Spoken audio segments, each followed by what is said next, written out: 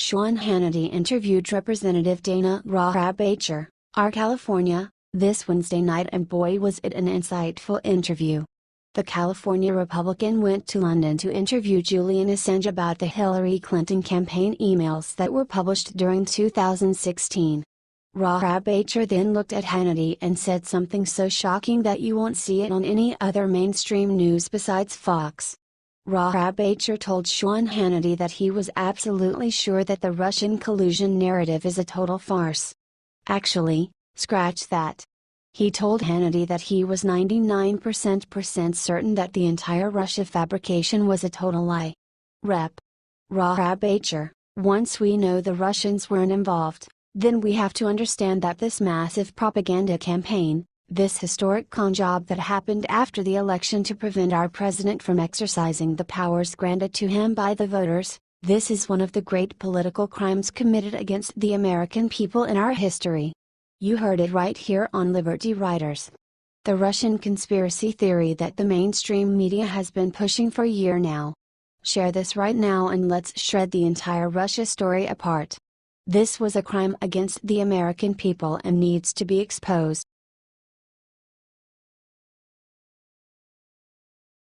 While speaking in North Dakota, Trump turned and did something that has Democrats crying.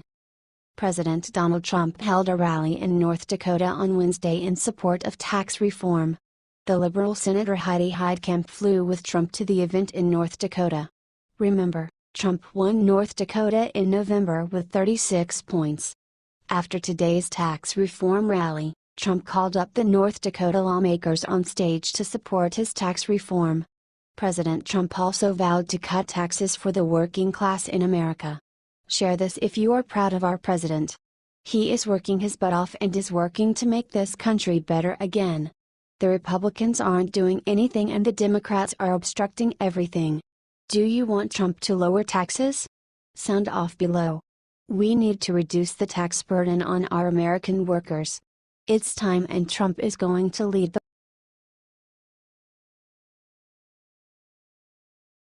Trump just held meeting with Pelosi and Schumer and suddenly did unthinkable with them. President Trump just went around the Republicans to strike a deal with Chuck Schumer and Nancy Pelosi. The president agreed to move the debt limit to December. Trump met with congressional leaders on Wednesday at the White House. President Trump shocked the nation with the announcement and has really turned the Republican establishment on its head. They have not been able to pass legislation that can help working Americans. According to Politico, President Donald Trump agreed with Democrats to raise the debt limit and to fund the government for 3 months. Trump also agreed with Democrats that Republicans should pass a Hurricane Harvey relief package along with a 3-month debt increase. Share this if you are proud of Trump for working hard despite the failure of the Republicans to get anything done. Thank God that we have a president that cares about the people and not Hillary Clinton right now.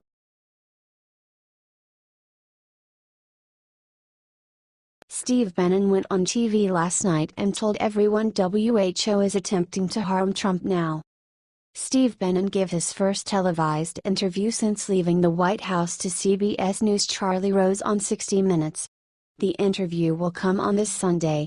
The Breitbart boss didn't waste any time in dishing out against all the people that have hurt Trump in the White House.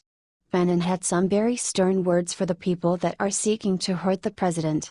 If you don't like what he's doing and you don't agree with it, you have an obligation to resign. Steve Bannon went and met with the Freedom Caucus chairman Mark Meadows for 2 hours recently. Rush Limbaugh agrees. He said recently that Cohn and Rex Tillerson have sided with Antifa over the president. Maybe they should go? Share this everywhere if you agree with Steve Bannon. Let's scare the globalists that seek to take down our elected president. Let them know that there are millions of Trump supporters that are still ready to fight for this country. Thanks for reading.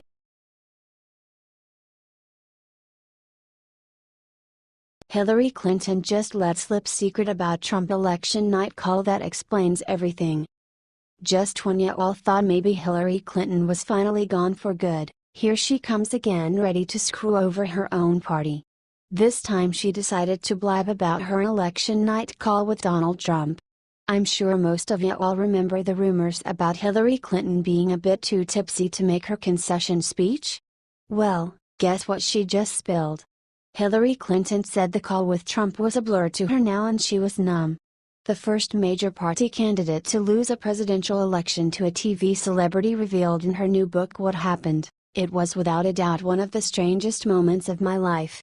I congratulated Trump and offered to do anything I could to make sure the transition was smooth. He said nice things about my family and our campaign. He may have said something about how hard it must have been to make the call, but it's a blur now, so I can't say for certain. It was all perfectly nice and weirdly ordinary, like calling a neighbor to say you can't make it to his barbecue. It was mercifully brief. I was numb. I wouldn't even be bringing this up if I didn't think this story was just hilarious. Maybe she is going senile or something, but this is not the story you want to tell if you are Hillary Clinton. Well, might as well help her get it out and help everyone get a good laugh at her. Share this out to spread the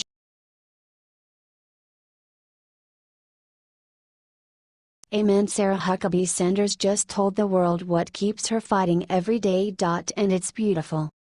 White House Press Secretary Sarah Huckabee Sanders gives a press briefing nearly every day, and she always brings her A game fielding wacky and hostile questions from leftist reporters without missing a beat.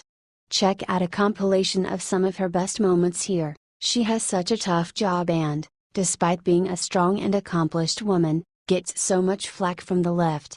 How does she do it and keep her cool day after day?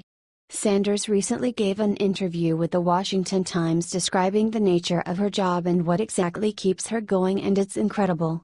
Here's what she said: "I knew there would be a natural tension between the press and the administration, but I have been surprised by the level of hostility I sometimes sense when dealing with the press." She continued, "I'm here to help the president promote his agenda, and I stay focused on that and not let other people bring me down. And then finally, I also rely on my family and my faith to keep my spirits up on the tough days."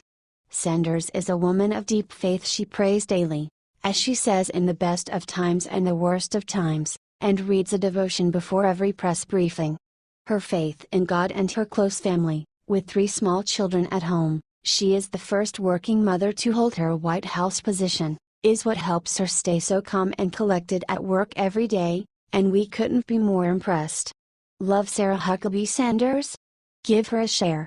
H/T Washington Times.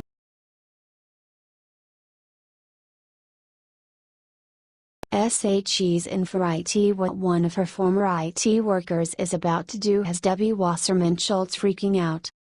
Hannity, the wife of former House Democrat IT staffer Imran Awan, has agreed to come back to the U.S. and face bank fraud and conspiracy charges after leaving to Pakistan earlier this year.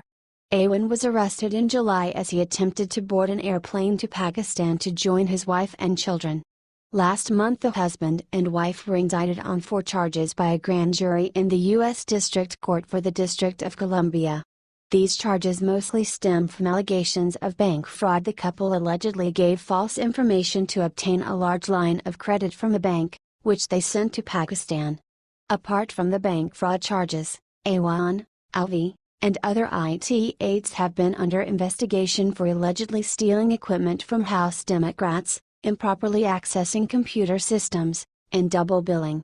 Most of the House Democrats fired Awan when the investigation came to light in February, except for Debbie Wasserman Schultz, who kept him on the payroll until his July arrest. Alvi may return to the U.S. as early as October 6, the same day Awan is set to appear in court for a status hearing. Court documents outline the parameters of her return. Counsel represented that defendant Alvi will turn in her passports when she returns to the United States, and that she will not seek to book any international travel following her appearance in the United States. Awan, for his part, has pled not guilty to the charges against him. Well folks, the mystery here is definitely heating up. I'm surprised Alvi is coming back from Pakistan, but it's great news and we might finally start to get some answers over the Democrats and especially Debbie Wasserman Schultz's sketchy dealings. Stay tuned and share this out. H/T Fox